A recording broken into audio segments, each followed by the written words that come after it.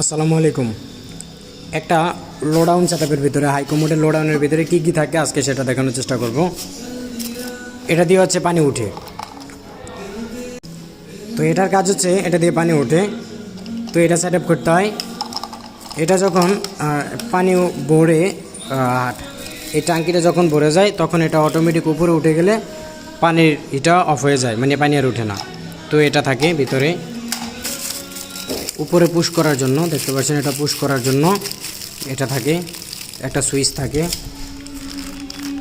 কালো একটা রবার থাকে নিচে যাতে লিক না করে, এবং এখানে এক সাইড নাট দেওয়া আছে লোডাউনটা হাইকমোডের সাথে ফিটিং করার জন্য। পুশ করার জন্য দেখতে পাচ্ছেন এখানে একটা আছে, তো এটা পুশ করলেই কিন্তু পানিটা নিচে পড়ে যায়। তো এটা কিভাবে কাজ করে দেখতে পাচ্ছেন, এটা কিন্তু একটা ওয়াশার, ঠিক আছে, প্লাস্টিকের একটা ওয়াশার রাবারের, এবং ওই যে ছিদ্রটা দেখতে পাচ্ছেন এটা এভাবে করে বসে গেলে আর পানি লিক করে না বা পানি পড়ে না। যখন এটা পুশ করে এভাবে উপরের দিকে পুশ করলে এটা উপর দিকে উঠে যায়, এবং সাইডে দিলে এটা নিচের দিকে নেমে যায়, তখন আর পানিটা হাইকমোড দিয়ে পড়ে না।